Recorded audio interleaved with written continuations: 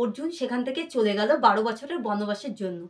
যেতে যেতে সে গঙ্গার তীরে সেখানে বসতি স্থাপন করলো। তারপর কিছুটা দক্ষিণে সাগর তীরে চলে গেল। সেখানে গিয়ে 5টি হ্রদ দেখতে পেল, কিন্তু হ্রদগুলো একদমই জনশূন্য। সে কোনো কিছু বুঝতে পারলো না। কিছু মুনি তাকে বলল যে এই হ্রদে কিছু কুমির থাকে, কিন্তু অর্জুন কোনো কথা না শুনেই স্নানের জন্য সেই হ্রদে নেমে পড়লো। যখন নামলো তখন একটি কুমির অর্জুনকে কামড়ালো। অর্জুন তাকে সেখান থেকে টানতে টানতে স্থলে নিয়ে এলো। যখনই কুমিরটিকে স্থলে নিয়ে এলো তখন সেই কুমিরটি একজন অলঙ্কারপূর্ণ সুন্দর নারীতে রূপান্তরিত হলো এবং বলল, আমার নাম বর্গা।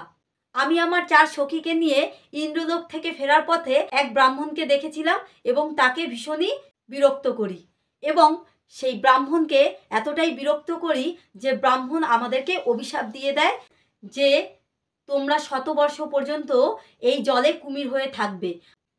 তারপর সেই অপ্সরাগণ ব্রাহ্মণের পা ধরে ক্ষমা চান এবং ওই অভিশাপ থেকে মুক্তি চান।